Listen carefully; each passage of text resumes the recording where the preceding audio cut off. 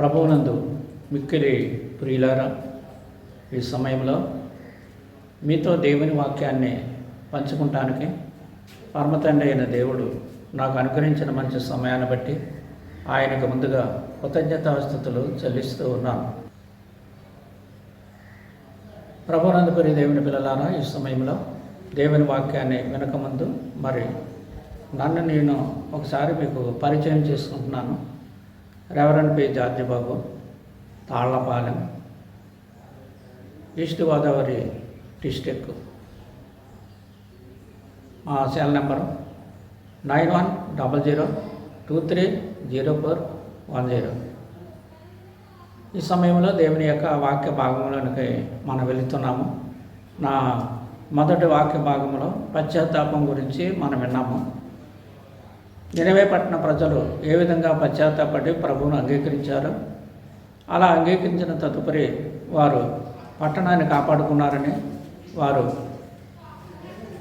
అలాగే వారి బిడ్డల్ని వారి కుటుంబాలని కూడా సంరక్షించుకొని ప్రభువులో ముందుకు వెళ్ళినట్లుగా మనం చూడగలుగుతున్నాం. అయితే మనం ఈ సమయంలో వినే వాక్యము ఒకసారి మనం ధ్యానం చేద్దాం.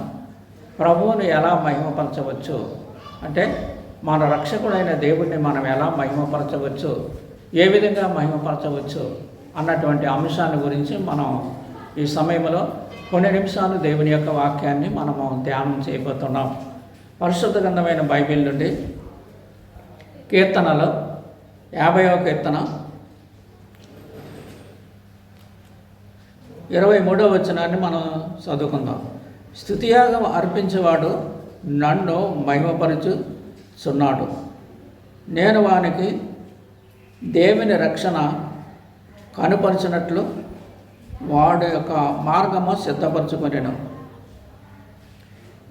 స్తుతియాగం అర్పించేవాడు దేవుణ్ణి మహిమపరుస్తున్నాడు. భక్తుడైన దావీదు గారు ఈ యొక్క వాక్య భాగాన్ని మనతో ఆయన పంచుకుంటున్నారు. ఎందుకంటే భూమి ఆకాశాలు కలుగజేసిన సృష్టికర్త అయిన దేవుడు స్తుతియాగము చెల్లించడం ఆయనకి ఎంతో సంతోషకరమైన సంగతి. కారణం ఏంటంటే, మానవులైన మనలను దేవుడు ప్రేమించి ఆయన ఎన్నో ఈవులను దేవుడు మనకు దయచేశాడు. అంతేకాదు ఎన్నో ఉపకారాలు, ఎన్నో అద్భుతాలు, ఎన్నో ఆశ్చర్యకార్యాలు పరమతండ్రి యేసు ప్రభు మనల్ని ప్రేమించి చేశారు. అవన్నీ కూడా అనుభవిస్తున్నప్పుడు మనము స్తుతియాగము చెల్లించాలి, ఆయన్ను ఆరాధన చేయాలి, ఆయన నామాన్ని మహిమపరచాలి, ఆయన నామాన్ని స్తుతించవలసిన వారమై ఉన్నామని వాక్యంలో మనం చూస్తూ ఉన్నాం. అందుకనే భక్తుడైన దావీదు గారు ఆయన యొక్క మరొక చోట ఈ వాక్యాన్ని ఆయన తెలియజేస్తూ ఉన్నాడు. ఏమంటున్నాడంటే, నా ప్రాణమా యెహోవాను సన్నుతించము, నా అంతరంగమునున్న సమస్తమా ఆయన పరిశుద్ధ నామమును సన్నుతించము, ఆయన చేసిన ఉపకారములలో దేనిని మరువవద్దు అంటున్నాడు. అంటే ఆయనకైనా ఉపకారము మేలు చేయటము గమనించండి. ఉదయం నుండి సాయంత్రం వరకు మన నిత్య జీవితంలో, మన అనుదిన దినచర్యలో, మన పిల్లల పట్ల, మన పట్ల, మనం చేస్తున్నటువంటి పనుల పట్ల దేవుడు ఎంతో సహాయం చేస్తూ మనల్ని కాసి కాపాడుతూ ఉన్నాడు. అలాంటప్పుడు ఆయన్ని స్తుతించడం, ఆయన ఆరాధన చేయటం మరి మనము కలిగి ఉండాలని వాక్యంలో మనం చూస్తున్నాం. ఉదయం నుండి రాత్రి వరకు మనల్ని కాపాడుతున్నాడు దేవుడు. అందుకే వాక్యంలో మనం చూసినప్పుడు, యెహోవా నా కాపరి, నాకు లేమి కలుగదు, పచ్చిగల చోట్లను ఆయన నన్ను పరుండు చేయుచున్నాడు, శాంతికరమైన జనముల యొద్ద ఆయన నన్ను నడిపించుచున్నాడు, నూనెతో నా తల అంటి ఉన్నాడని మరొక చోట కీర్తనాకారుడు 23లో ఆయన అంటున్నాడు. నిజమే, అలాంటి కార్యాలు మేలులు మనమేనా, ఆయనైనా పొందటం, మనం పొందటం లేదా? ఆలోచించండి. ఎలాంటి పరిస్థితుల్లో ఉన్నటువంటి మనము దేవుణ్ణి స్తుతించాలి, ఆరాధన చేయాలని వాక్యంలో చూస్తున్నాం. స్తుతియాగం ద్వారా దేవుణ్ణి స్తుతించవచ్చు.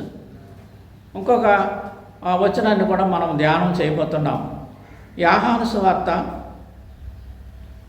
15వ అధ్యాయము 8వ వచనంలో మనం చూడగలుగుతున్నాం.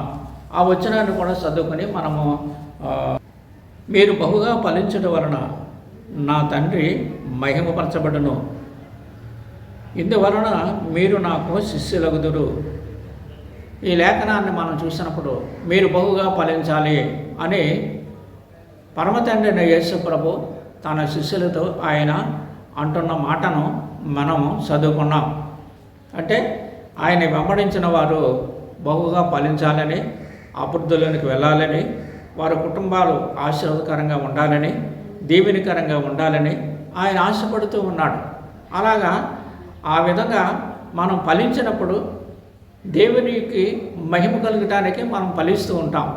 ఎందుకంటే నాకు ఈ మేలు జరిగిందండి, నాకు ఈ ఉపకారం జరిగిందండి, నాకు ఈ ఉద్యోగం దేవుడు ఇచ్చాడండి అని ప్రభువుని చాలా చాలా ఘనంగా మనం కొనియాడతామని ఇక్కడ లేఖనములో ఒక వచనములో 2 అంశాలుగా మనం చూడగలుగుతున్నాం. కనుక దేవుని పిల్లలైన మనము ఈ లేఖనాన్ని మనం విన్నప్పుడు మనము ఏ రంగంలోనైనా సరే, వ్యవసాయంలో కానివ్వండి, ఉద్యోగంలో కానివ్వండి, చేతి వృత్తిలో కానివ్వండి, ఏ పనిలో ఉన్నప్పటికీ నీవు రక్షణ పొంది దేవుని బిడ్డగా ఉన్నావు గనక మన బాధ్యత పరమతండ్రి అనే దేవుడు ఖచ్చితంగా చూసుకుంటాడు. ఎందుకంటే యేసయ్యను వెంబడించిన శిష్యులతో అంటున్నాడు దేవుడు, మీరు బహుగా ఫలించడం వలన నాకు శిష్యులు అవుతారు. ఎందుకంటే నాకు శిష్యులుగా ఉన్నవాళ్ళు ఫలించకపోతే, మరి అభివృద్ధి పొందకపోతే నేనెంతో దుఃఖపడతాను అని మరొక చోట వచనంలో కూడా మనం చూడగలుగుతున్నాం. అందుకని దేవుని పిల్లలైన మనము ఫలించాలని దేవుడు ఎప్పుడూ ఆశపడుతూ ఉన్నాడు. ప్రపంచంలో ఉన్నటువంటి అనేక సందర్భాల్లో ఫలించిన కారణం చేత అద్భుతమైన సాక్ష్యాలు వాళ్ళు చెప్తున్నారు. మనం వింటూనే ఉన్నాం. వారి సాక్ష్యాలు వింటున్నాము, ప్రభువుకు మహిమ కలుగునుగాక అని అంటున్నాము. అయితే మరి వింటున్న మనం కూడా కొన్ని సందర్భాల్లో ఫలించకపోవటం కారణం ఏమిటంటే, ద్రాక్షావల్లిని నేను, మీరు నా తీగలు అన్నాడు దేవుడు. అంటే నాలో ఫలించని ప్రతి చెట్టు అంటున్నాడు, ప్రతి తీగే పారవేయబడును అంటున్నాడు. అంటే ఫలించకపోతే కూడా దేవుడు తీసివేస్తానని అంటున్నాడు. కారణం ఏంటంటే ఆయన పిల్లలు ఫలించాలని ఆయన ఎంతో ఆశపడతాడు. మనకున్న పిల్లలు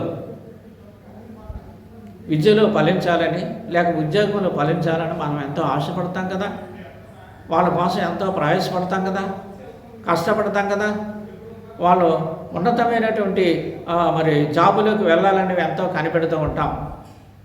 నా వల్లే వాళ్ళు కష్టపడకూడదు అని కూడా మనం అనుకుంటూ ఉంటాం.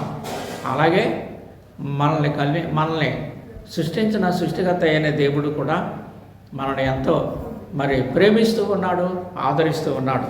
ఫలించాలి అని ఆయన ఆశపడుతున్నాడు. అలాగే మన పితరుడైన అబ్రహాము అన్ని రంగాల్లో ఫలించాడు. ఎందుకంటే ఆయన దేవుని కలిగిన వాడుగా ఉన్నాడు, నీతిమంతుడిగా ఉన్నాడు, పరిశుద్ధుడిగా ఉన్నాడు, పవిత్రుడిగా ఉన్నాడు. ఆయన అడుగుపెట్టిన భూభాగం ఫలించినట్లుగా వాక్యములో చూస్తున్నాం. అంతేకాదు కానీ అబ్రహాము కుమారుడైన ఇస్సాకు కూడా ఆ సంవత్సరము విత్తనము విత్తి 100 అంతలు పంట పండించానని బైబిల్ చెప్పింది. కాని దేశంలో ఉండి విత్తనాలు విత్తటం, అది మంచి పంట పండటం ఎవరు చేయగలరండి ఈ పని?